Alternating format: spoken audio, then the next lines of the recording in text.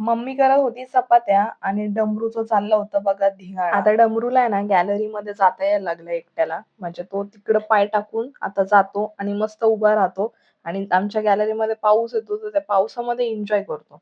आज मी पण लवकर उठलेले, आवरलं वगैरे आणि क्लासला निघालेले. पाऊस जास्त येत होता त्यामुळे उमेश मला बोलला, "चल मी तुला गाडीत सोडतो."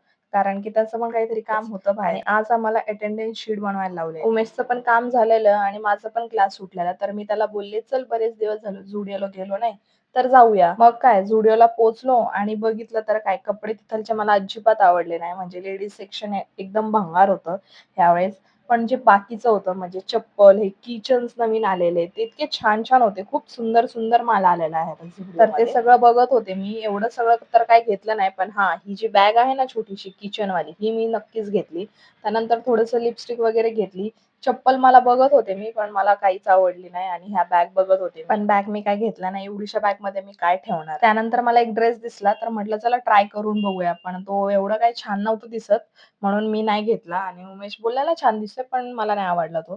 त्यानंतर आम्ही गेलेलो मेन्स सेक्शनमध्ये. मेन्स सेक्शन तर इतका छान होता, म्हणजे असं वाटत होतं की मेन्सचेच कपडे घ्यावं. तिथून उमेशने घेतलं एक शर्ट त्याच्यासाठी आणि त्यानंतर घरी आलो. घरी आल्यानंतर जी नेल पेंट आणलेली मी ती यूज करून बघितली. खूप छान लागलेली ती आणि आज कंटिन्यू पाऊस येत होता. तर डमरू आणि मम्मी बघा कसे पाऊस बघतायत. त्यांना मी दोघांना चिडवत होते आणि घरी असल्यामुळं खर्च तर इतका वाढत चाललाय म्हणजे काही ना काही मी ऑर्डर करतच राहते. माझं डोकंच नाही का भरमिष्ट झालंय असं झालंय. तर मला कव्हर हे खूप आवडलेले म्हणून मी ऑर्डर केलेले. बरेच दिवस झालेले ऑर्डर करून तर ते आज आलेले. त्यानंतर मम्मी बोलली, "आज आपण मस्त खीर बनवूया."